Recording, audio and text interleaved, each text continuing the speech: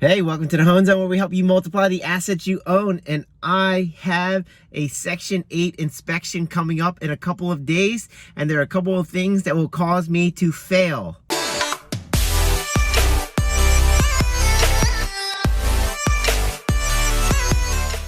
All right, as you guys can see, I am in my car and I have a ladder in my passenger seat, and that is because I have to go fix the ceiling. The bathroom leaked a couple of days ago and it ruined the ceiling, but I didn't have time to go schedule it with my contractors because he had other things to do. So now that the inspection is coming up in a couple of days, which I didn't know about because I didn't check my mail. I didn't know the inspection was coming up. I have to get the ceiling fixed or else I will fail the inspection. This comes up every once in a while. This is not a, let's say, typical thing. I don't want you guys out there, if you're looking to multiply the assets you own and then go, wait, maybe I don't want to multiply my assets because then I'm going to have to do stuff like this. Don't worry about this. This does not happen that often. If you check your mail enough, like I don't do, if you check your mail, you will then know that you have an inspection coming up and you can schedule the repairs appropriately. But again, I didn't do that. So now I am scrambling. I got 2 days to get the repairs done. So I'm just going to go out and do them myself. And so here is me going to do the work. All right, guys, we are at the property. There is the repair that needs to be done right there. That is where the two pieces of drywall meet, and the water upstairs went through a crack in the bathroom, and then found the path of least resistance, which is where the two drywall meet. That's why it looks like a seam is separating right there. It's where the tape was. So the water's just coming down, ripping it all apart. So what we're gonna do is cut that off and then put the spackle on that to make that nice and flush.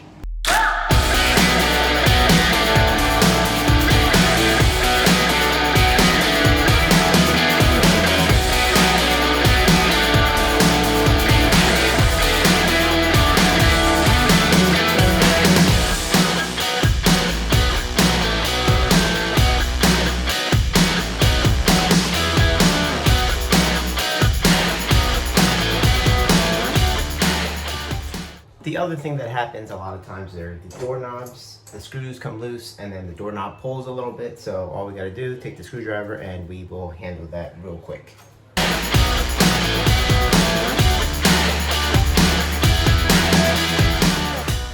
All right, so assuming that the plumbing is decent, as in the pipes aren't leaking, that any of the fittings aren't leaking, where is the water coming from? Why did that ceiling have damage to it? Well, let's look around. So here, we're in the bathroom, and what I like to do is look around here at the edges and see if there's a good seal. And here you will see right there,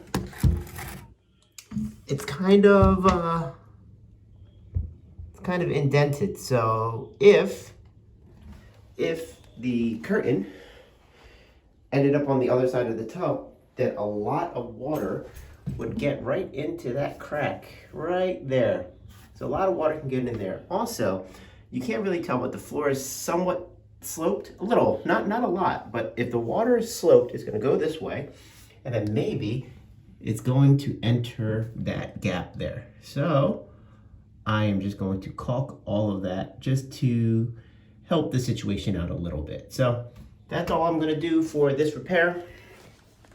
If that doesn't fix it, then we gotta come back to it. But if it does fix it, then that was a very simple job to do so that we can fix the bathroom / ceiling problem. Hopefully we don't have to deal with this ever again, but you know, it's just little things come up every once in a while. This has been trouble-free for years now. This is the first thing that's come up in years. So that is it.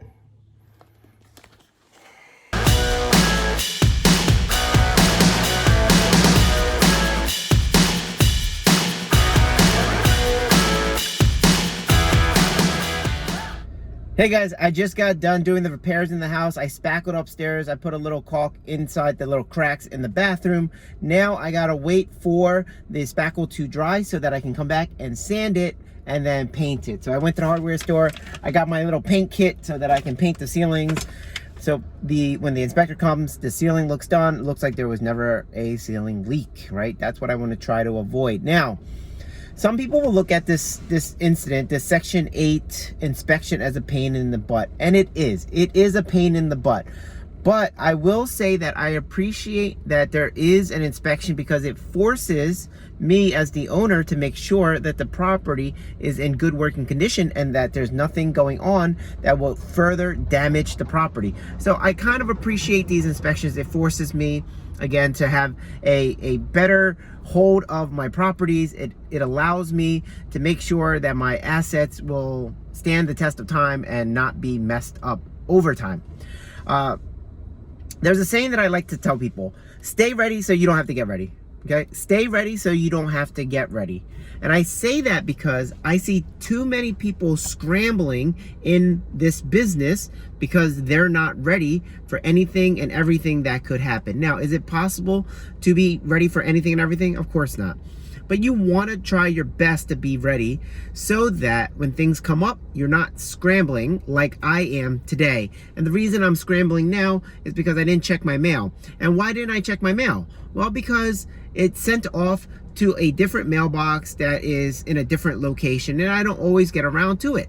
And why don't I get around to it? Because I don't have the system in place that says, Hoan, every Monday and Wednesday, go check the mail. Like, I don't have anything like that. Now, maybe I could subscribe to a service that opens and scans my mail and then emails it to me. I could do that. It's a little bit more cost prohibitive, but I could do that. But again, I don't have the system in place to check my mail as often as I need to be aware of things like this inspection. So now I'm scrambling because the inspection is in 2 days, and I need to make sure that all of the work gets done before the inspector comes. Unfortunately, I can't just bang it out all at once because I have to wait for stuff like spackle to dry. I'm also gonna have to wait for the paint to dry. So I'm kind of like, I have to really plan it out. I'm like, I gotta spackle now, come back in a couple hours, paint, maybe come back in a couple hours, paint again. I usually don't do this. I usually have my contractor go out there and handle everything. But again, I wasn't prepared for this situation. Now, when it's just one property, it's not so bad, right? When it's one property, it's not so bad. You could be disorganized. You could have your paperwork all messed up. You could have problems come at you and you could handle them. It's when you start to multiply, right? It's when you start to really multiply. That's when you really want to have a system in place, because you won't be able to handle a ton of problems if they all come at the same time. Imagine I had 10 properties that all needed spackling and painting, right? And there might be other repairs that need to be done once I'm at the property. And if I didn't have a contractor, I, again, physically couldn't do all of the jobs all at once because of the time. What you want to do is get really organized while your asset number is small. If you have 1 property, 2 properties, 10 properties, whatever, while it's still small, get your system in place so that when you get to 100 properties, you're not scrambling, because you can't scramble at that point. Like, you're gonna drop the ball with something. Here, I have 1 property that I have to handle, and I will get this done. So there isn't really a problem here. But if I had 10 of them and they all had individual issues that I had to go address, I would drop the ball on a couple of them. I would lose money on a couple of them. I would fail a couple of inspections. Whatever the situation might be, that's when I would fail. Right now, with just 1 property that I'm dealing with, I can handle it. Again, while your asset count is low, figure out the system so that you will never have to scramble. Stay ready so that you don't gotta get ready.